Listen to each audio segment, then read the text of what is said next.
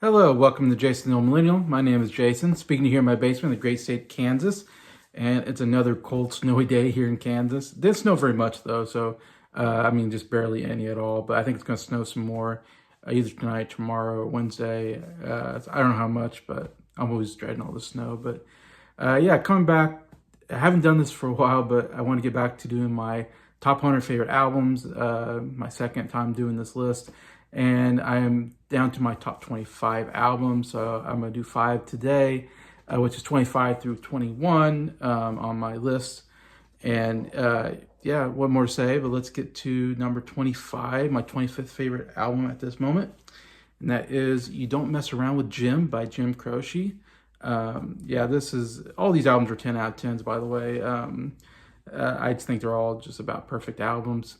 And I'm a big fan of Jim Croce. He's one of my favorite singer-songwriters, favorite folk singers of all time. He only made like 3 albums. All 3 albums are actually really good. This is my favorite of the 3 and the only one that got into my top 100. But this is like a greatest hits of Jim Croce. I mean, some of his best songs are on this one album. It's just crazy. Obviously, you get the title song, You Don't Mess Around with Jim, which was a huge hit for him. New York's Not My Home is one of my all-time favorite Jim Croce. I mean, these are like top 10 Jim Croce songs. Some of these, like this one, New York's Not My Home is my top 10. I did a whole deep dive on Jim Croce last year and did my top 10 favorite Jim Croce songs, which got a lot of views. Actually, one of my best viewed videos so far. But yeah, New York's Not My Home. Incredible guitar playing, acoustic guitar playing. Just love it's kind of almost biographical that he lived in New York for a little bit for only a couple of years, and then left and went back to Pennsylvania because he didn't like living in New York. And so I love this, New York's not my home. Like, oh, it's so good. Photographs of Memories, another absolutely amazing song. Again, just love that guitar playing. Gets you right into the song, and then his voice so good. And again, just some of the best songwriting as well. But Photographs of Memories, kind of the song about, looking at photographs and, remembering the past. And those are good times way back when. Morning walks and bedroom talks. So How I Missed You Then, or something like that. Oh, it's some great, lyrics that makes you really reminisce about the past.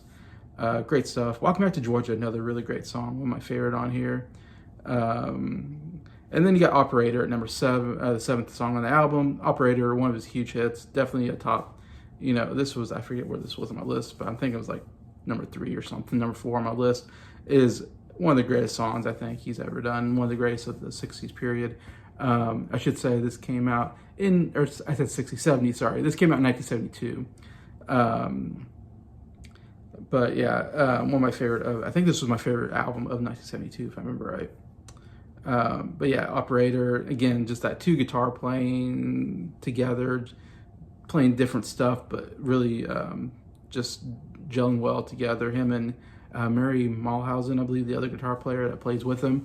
Incredible guitar playing there, but that Operator, ding-ding-ding, how he does that little slide actually goes down, but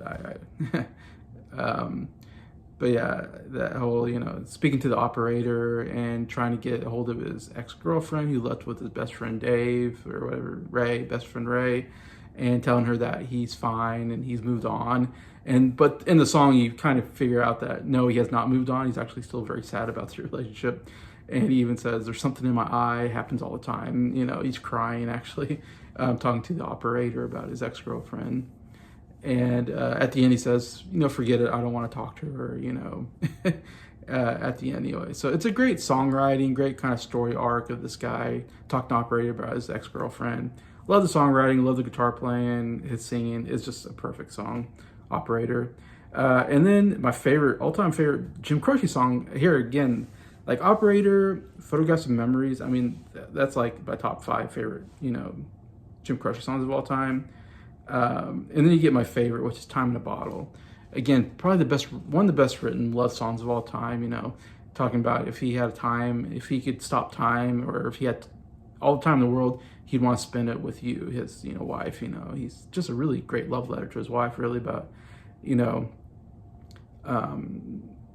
about time and not have enough time for this and that. But if he had all the time in the world, he'd want to spend it with his wife. You know, it's just a beautiful, beautiful song.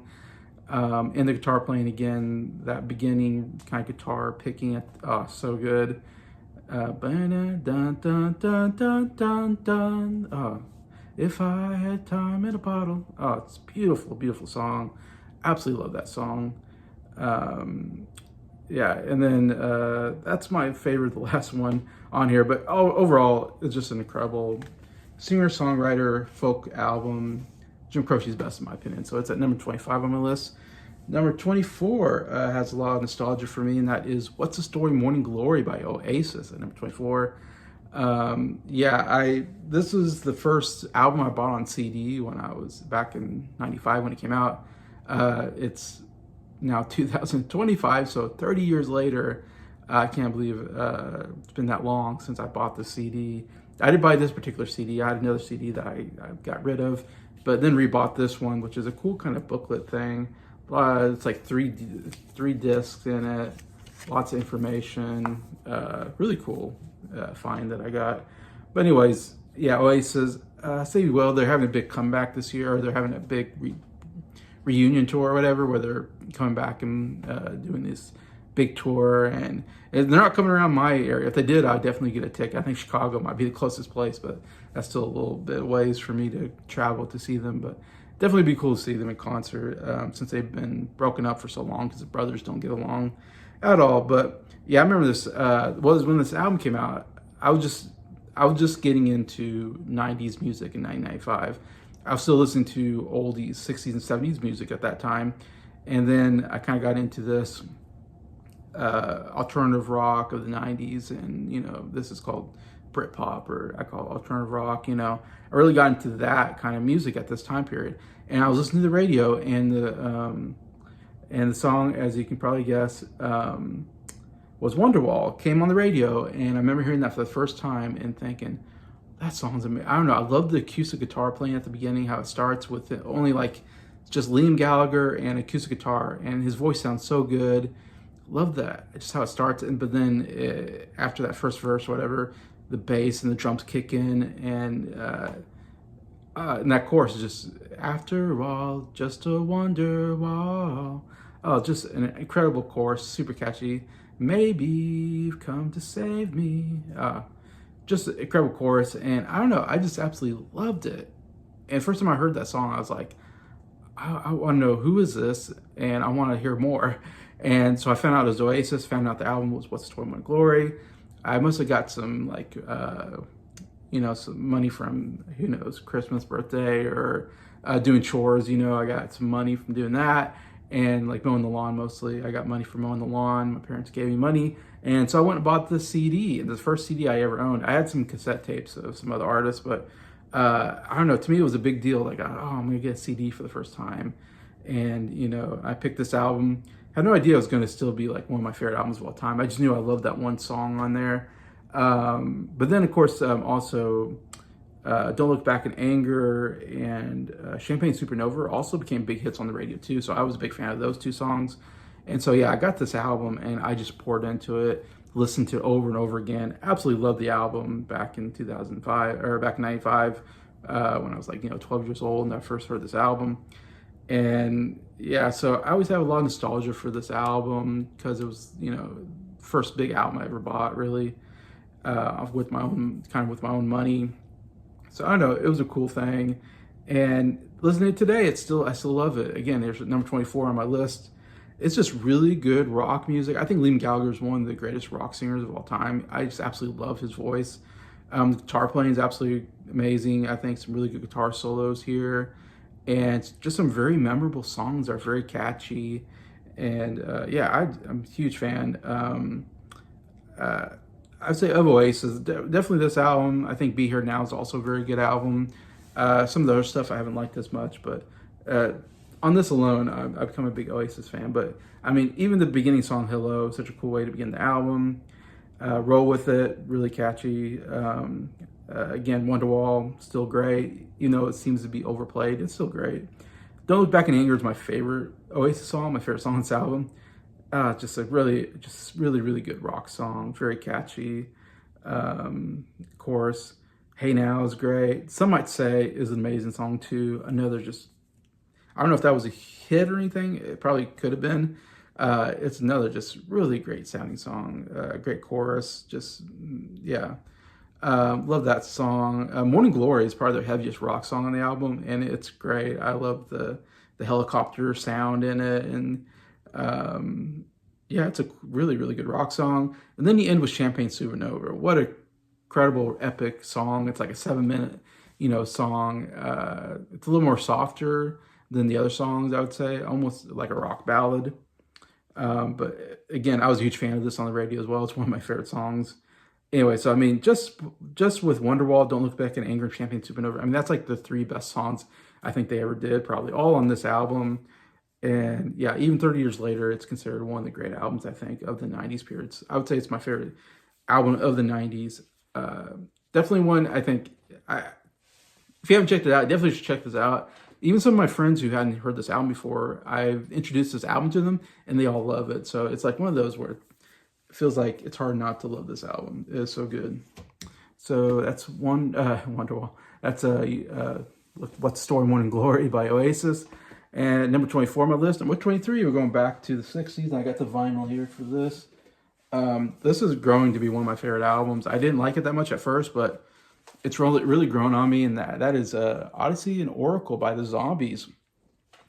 Yeah, it's their second album and like the only good album they put out, unfortunately. As a kid, I remember, of course, hearing on the radio, the Zombies had like three big hit songs on the radio. One of them on this album, Time of the Season, is my favorite Zombie song. One of my favorite songs from the 60s period. It's just an amazing song. Their vocals, the piano, the keyboard playing, just a bum, bum, bum, bum. No one told me about. That's probably a different song. But anyways, who's your name? Who's your daddy? Is he rich? Is he rich like me? Oh, just incredible. It was so unusual and unique to me. I like never heard a band sound like the Zombies. I just absolutely love their sound. They have some good harmonies here and there. I'm forgetting the other songs, but they had like three huge hits on the radio. So I just figured they're just like one of the biggest bands of the 60s. I did a deep dive on them actually, like maybe 2 years ago. One of the first bands I did a deep dive on because I really wanted to get more into the Zombies. But I was very disappointed to hear that or see that they didn't have. This was really the only good album they had, unfortunately. Like they didn't really have a lot of huge hits. They basically had the first album and they had the huge hit on there. And then they had a huge hit that wasn't on an album. And then they had a bunch of songs that weren't hits, and they didn't make another album until they finally made this one in '68. And they broke up like right after they made the album. As they're like putting the album out, they broke up as a band because the record company wasn't putting out their stuff. They weren't making albums. They weren't, getting hit songs. So they kind of just broke up as a band, which is crazy because this album's so good. It's like, man, it's like, what if they would have stayed together and made more albums like this? We could have had more credible zombie albums. Zombies, to me, should have been much better than they were because they didn't last that long. And then they broke up. Then they came back together. But by the time they came back together, that magic was gone, in my opinion. I don't think their albums after this were any good. They just came out an album like 2 years ago, and I didn't think that was very good either. But they're older, and again, kind of lost their touch. But man, they were on fire with this album.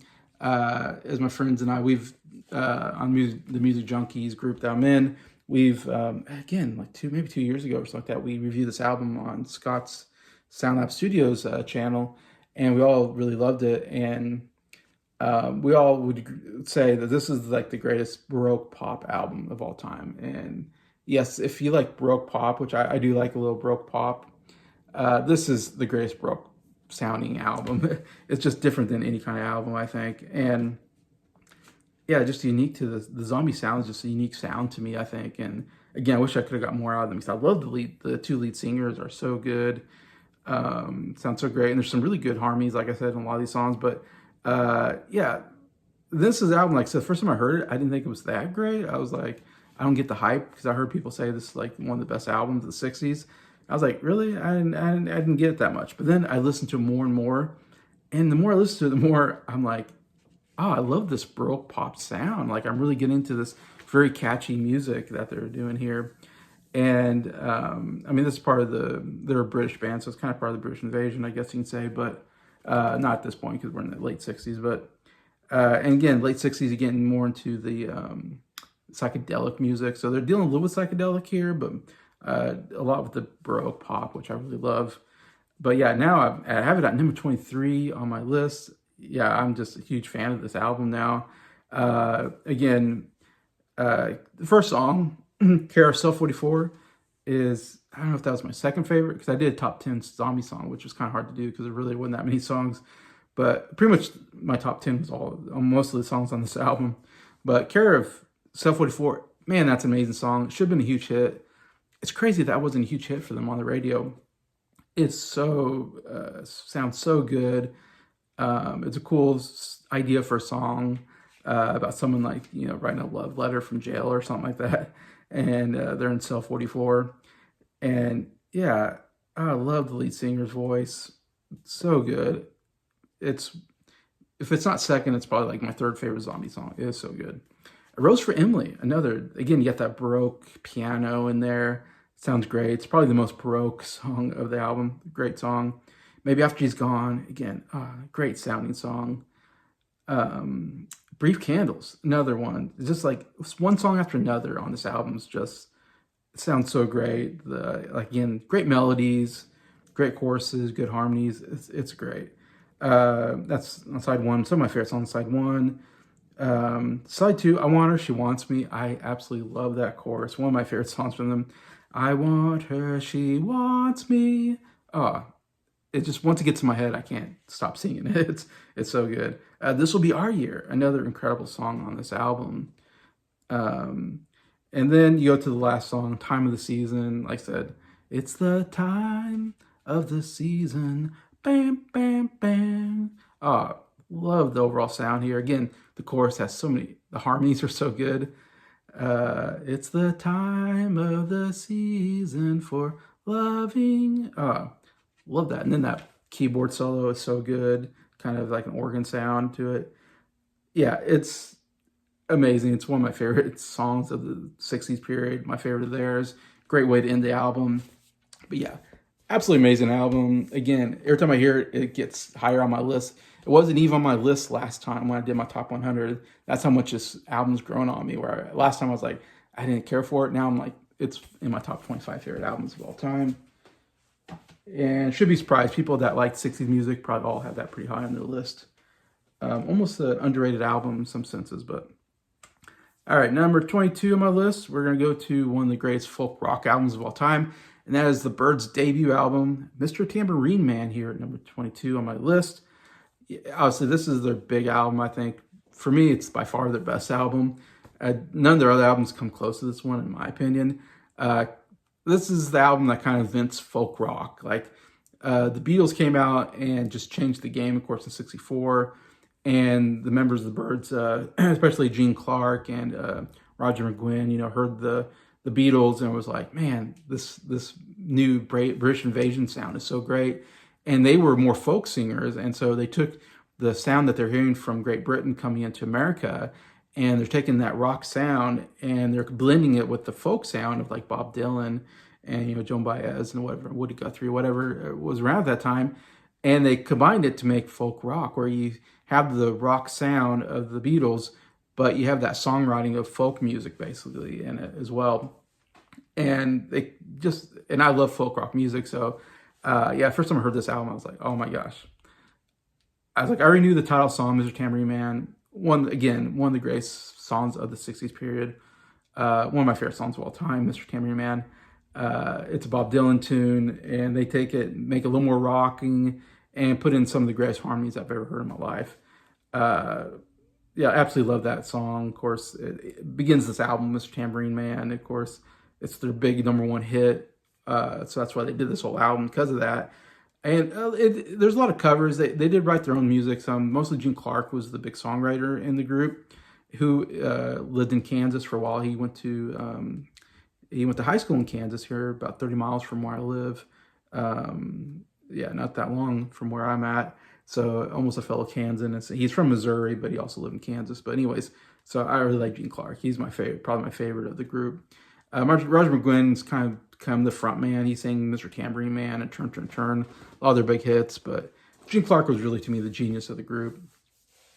And they got way worse after their second album, and he left the group. To me, the band was not nearly as good. But anyways, but yeah, again, love this folk rock sound. Love the harmonies. This is one of those bands where the harmonies are so good. It's one of the best harmony groups of all time. That's what I love about them.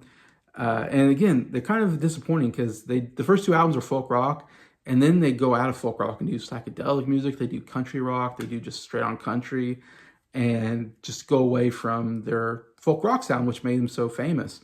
I think it was a bad direction that they went in. The first two albums to me are by far the best two albums of their discography. And this one, again, it's 10 out of 10 album. It's like a perfect folk rock album. Like I said, this is kind of the album where it's like they can take a song that maybe wasn't that good, but their sound is so good that it made it a good song.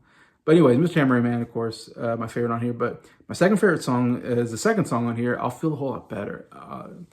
It's probably my third favorite song from them. My second is Turn, Turn, Turn from their second album. But I Feel a Whole Lot Better. It's a Gene Clark song. It is so good. Very well written, very catchy. Yeah, it has a great harmonies. Love I'll Feel a Whole Lot Better. Spanish Harlem Incident is great. You Won't Have to Cry.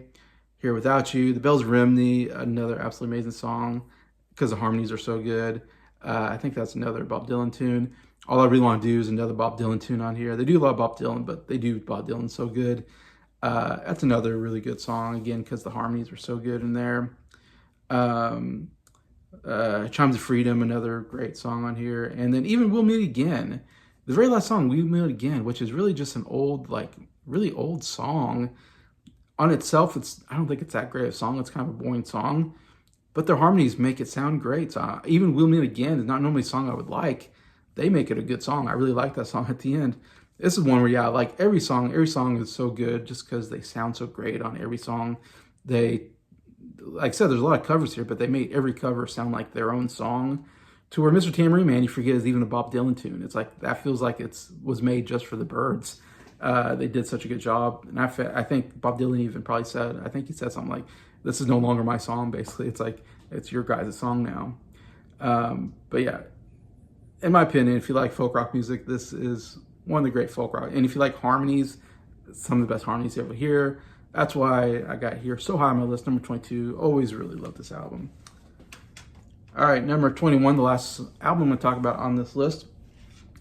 One of my more recent albums, maybe the most, I would say probably the most recent album on my top 100, and it's already 10 years old, and it's the most recent one I got.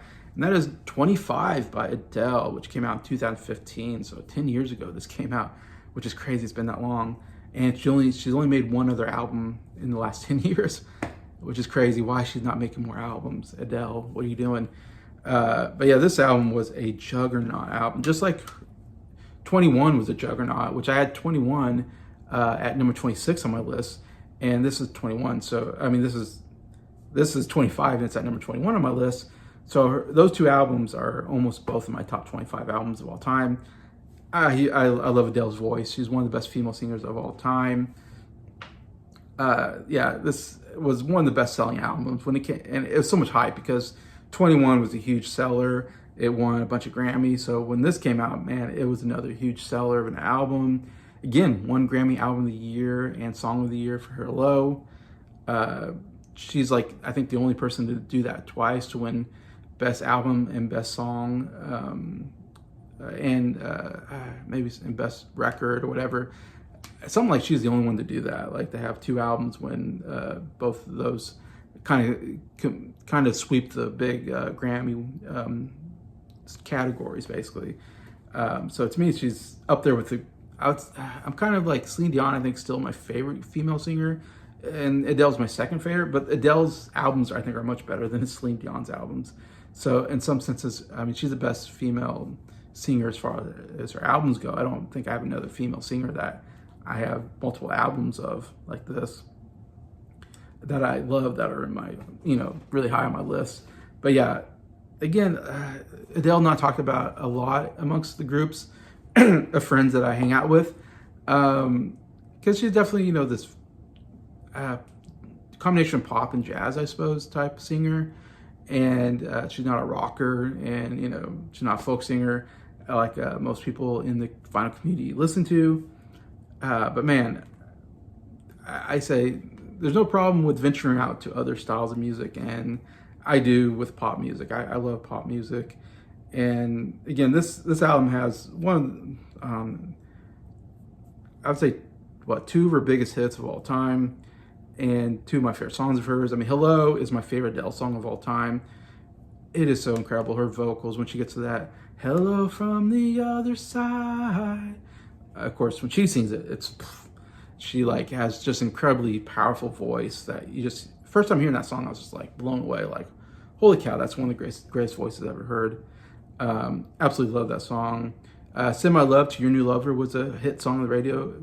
Excellent song as well. When We Were Young I would say is probably my third favorite Adele song is When We Were Young. That's another one where the first time I heard it was like, she starts off kind of slow and kind of just medium, kind of voice. And then she gets to that chorus and she belts out that chorus and you're like, holy cow, that's a good voice. I mean, I love a good singer, just belt it out. If you're a good singer, belt it out. I'll listen to your albums. And that's what Adele does here. Yeah, amazing. Remedy was also, I believe, a hit on the radio. Another really good song on here. And then a song that wasn't a huge hit that I think is a really excellent Adele song is Million Years Ago. Another one where it's almost like there's not a lot of music. It's mostly her voice that carries the song. And her voice is so good, man. It's like she can sing anything and it'd be great. But yeah, Million Years Ago, absolutely amazing song as well. But overall, it's one of the great vocal albums of all time, in my opinion. That's why I have it so high on my list at number 21. When I hear this album, this and 21, when I hear those two albums, and I have both albums on CD, and I listen to them, and I just so amazed by her voice. Every time I hear it, I'm just like, wow, I can't believe how good of a singer she is. Don't get tired of listening to her sing anyway. So yep, there's 25, number 21 on my list. So that's my 25 through 21. Feel free to comment, what do you think about these albums? Do you have them yourselves, or are they some of your favorite? Love to hear your thoughts on that. Besides that, thank you for watching this video. Thank you for liking it, and thank you to all my subscribers for supporting the channel. I appreciate you all and hope you have a good day.